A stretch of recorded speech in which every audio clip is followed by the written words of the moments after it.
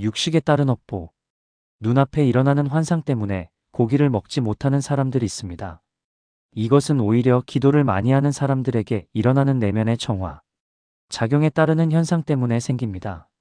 어떤 법사님이 고기를 먹으려고 하니까 그 고기가 살아서 움직이는 현상이 눈앞에 펼쳐져서 자연스럽게 고기를 먹지 못하게 되었다고 고기를 먹는 업보에 대하여 이야기를 하셨는데, 이 현상은 나도 어릴 때 겪으면서 두려웠기 때문에 엄마에게 이야기한 적이 있어서 알고 있던 일이라서 이해가 되었습니다.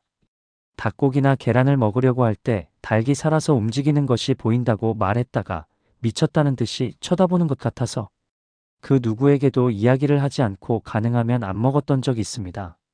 그리고 소고기를 먹으면 항상 체하고 몸이 아파서 자연스럽게 안 먹었는데, 20대 이후 기도를 하면서 셀프 천도제하는 것을 시작으로 본격적인 각성이 되고 영혼을 직접 상대하고 영혼을 많이 천도해주면서 오히려 생각이 바뀌게 되었습니다. 그 닭과 동물의 환상은 나와 어변이 있던 사람 영혼의 작용이기도 하였고 영적으로 시달리는 시험과 같은 현상이었습니다. 그래서 영적으로 각성이 일어난 뒤에 과거 전생에 조장시신을 들판에 버려서 새들이 와서 먹게 하는 장례를 당하는 고통을 겪기도 하였고, 그때의 기억 때문에 현생에서 본능적으로 새를 싫어하는 것과 나도 화장을 당했던 것 등을 알게 되니까 오히려 사람이 순리대로 살아야 하는 것을 깨달을 수 있었습니다. 필요 이상의 죄의식을 가지고 사물을 바라보게 되는 것도 어리석음이구나 하는 생각이 들었지만, 이 세상이 가상현실이다, 이런 말 역시 헛소리입니다. 이 세상은 아무리 윤회를 해도 단 한 번 밖에 살 수 없는 소중한 공간입니다. 그 귀중한 시간 동안 할 일을 다 해야 다음 생에 고생을 안 하는 것입니다. 단지 가상현실이라고 잠시 살 것이라고 믿지 마세요. 내가 선택해서 오는 것 아니고 내가 골라서 가는 것 아닙니다. 당신들이 영혼의 죄의 무게를 깨닫지 못했다면 그런 말 만들지 마세요. 살면서 평소 집착하는 것을 하지 말라는 것입니다. 매 순간 죽지 않고 오래 살 것처럼 욕심을 부리고 사니까 그런 집착, 사람에 대한 집착을 놓으라는 것이고, 이곳에 왜 왔는지 깨달으라는 것입니다. 식물도 이 땅에서 자라면서 무수한 시신이 섞은 물을 먹고 햇빛을 보고 자라는 것이기 때문에 고통을 느끼는 생명체입니다. 그들의 밑에는 아주 작은 벌레들이 살고 있어서 사실상 육식이 아닌 것은 아무것도 없으며, 식물도 아파하지만 사람이 살려면 공기만 먹을 수는 없지 않습니까? 그래서 사람들이 하는 어리석은 말과 행동이 무거운 죄가 되는 것입니다. 내 자신의 관념과 업보를 닦지 못해서 생기는 눈앞 현상을 이기지 못하면서 부처님도 드시고 현자들도 먹는 음식을 이것저것 금지하는 것이 많아지게 만드는 말하지 마세요. 그것이 잘못이고 지독한 어리석음인 것입니다.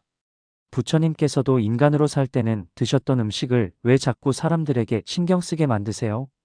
만일 그 법사님이나 나처럼 그런 음식들이 변화해서 눈에 보이면 그 대상과 나의 얽힌 어변이 있었다는 것을 깨닫고 오히려 그 대상을 위해서 꾸준히 기도해주고 먹던 대로 먹고 살아가시는 것이 좋을 것입니다. 계란 먹습니다. 이것저것 가리지 못하고 살아도 부처님 배웠습니다. 한 번 뵌 것이 아니라 여러 번 배웠습니다.